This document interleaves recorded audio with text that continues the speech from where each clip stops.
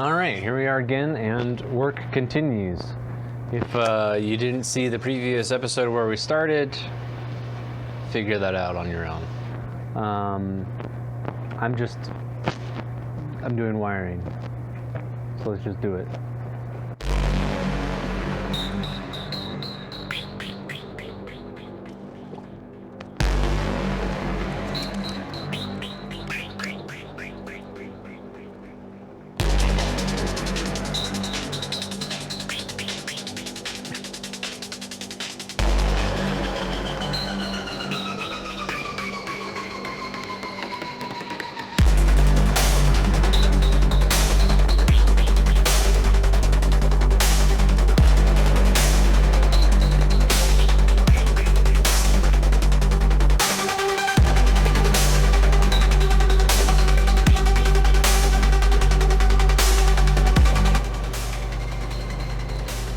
One.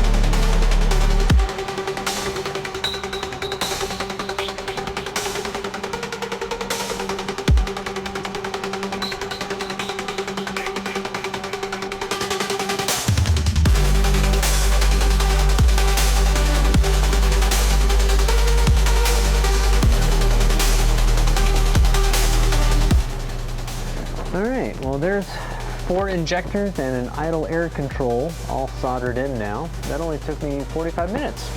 Kind of get into a groove now. Part of it is being comfortable with the pin layout. First thing I did was mark where pin 1 was. I knew pin 1 was on one of the wider rows versus the narrow rows, but it's hard to remember which side. So I went ahead and looked up the docks. Pin number 1 lands on this side, which is over here on this side. And then once you've got a few pins in, it's easier to count them and figure out where you're at, and then verify the distance between each one of them. So that's going a little bit smoother now. I think I have enough time to try to get the 4 coils wired into here as well. So let me see if I can run through those before I have to take a break.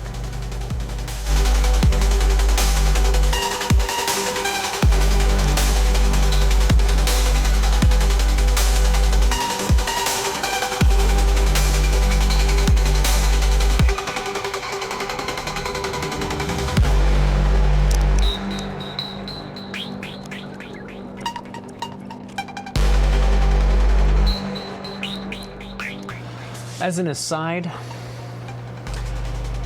solder and automotive wiring harnesses shouldn't mix.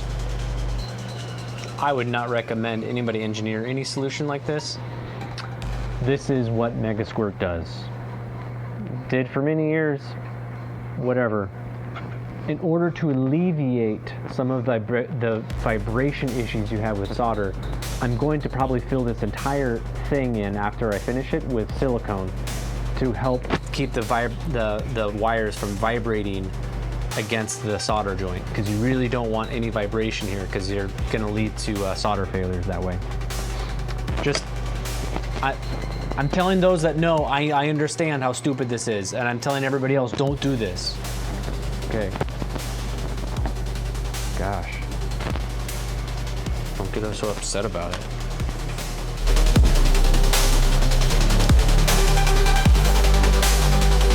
Okay, that's 4 injectors and 4 coil triggers wired. Now it is late enough that I need to go focus on dinner for a little bit. I'll come back out either later tonight or find some other time this weekend. Keep going. So what we have left, there's plenty to do left. We have things like the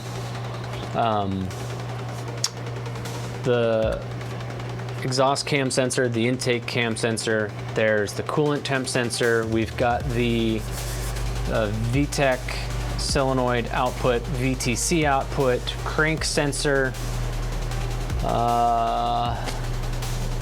Yeah, but a lot of those, we also haven't touched the grounds or the supply voltages for pretty much anything yet. We technically have the TPS voltage reference there. That voltage reference, I think, needs to get used elsewhere for some other sensors potentially. But also all of our injector 12 volts kind of are tied together in the factory loom, as well as some of the grounds. But we need to make sure that everything that we need to tie into the same 12 volt is tied in, and then run a line from that to our 12 volts for our injectors over here, as well as our coils. And yeah, anyway, still plenty to do.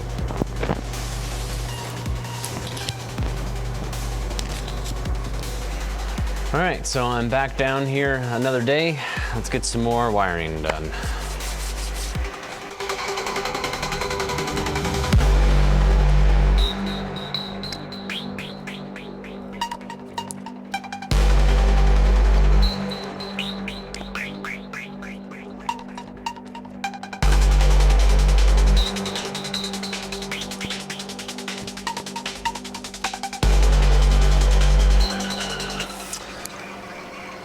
Well, I have one solder left to do in this joint, and then this is complete for now.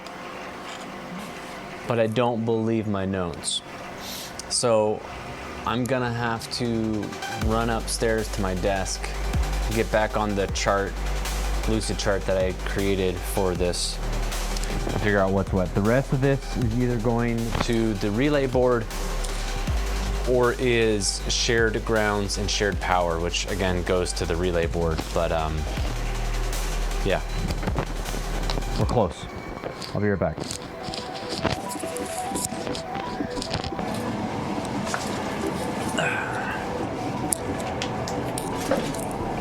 Okay, so I have my notes here. I think just screwed up inputs and outputs when I was assigning pins on that one. But I figured out where it needs to be.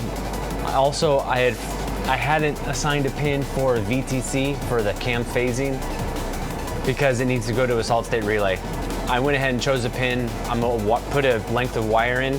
Most likely, I'll mount the solid state relay close to wherever this is. So I only need, you know, a couple feet of length on that. And then from there, it'll go back into the loom. So when I find that pin, I'll probably terminate it to be about that length, and then I'll have another line that goes between. Anyway, all right, onward and upward.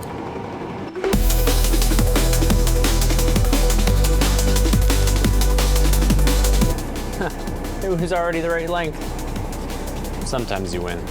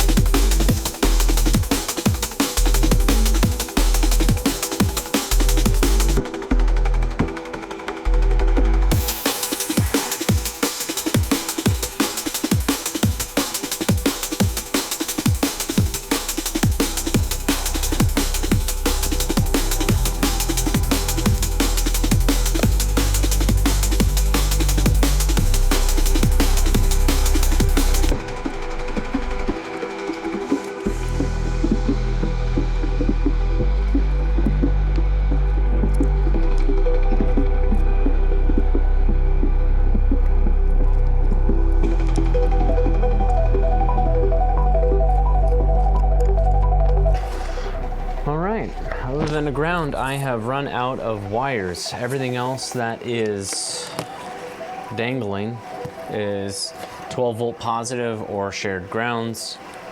I'm not going to get to that today. That's just fine. But that is the last of all of the complex stuff kind of sorted. I don't want to say the rest of it's easy. That's not necessarily easier or harder going forward. But I at least have a lot of the chaos managed. So I now know what everything is up here and what's going here. I know everything that's here. This is all, I believe, I've done all the soldering I need to do. One of the ones that's kind of is my oil pressure. Factory Honda, like most factory sensors, don't actually sense oil pressure. It's just a pressure switch. That's why it's also a one-wire design. I went ahead and wired it in anyway, even though I'm not going to use it, so that when I do go to wire it in, I have a sensor there that is, I already have an input. So the only thing I have to feed the sensor in the engine bay side is going to be a 12 volt reference, which I can pick up from one of the other sensors nearby, or I can run a new line. At any rate, that's going to do it for this video. And next time we're out here, we'll try to get this finalized so we can then get it in the car and start actually testing some circuits, make sure everything is good. So until next time, keep jamming.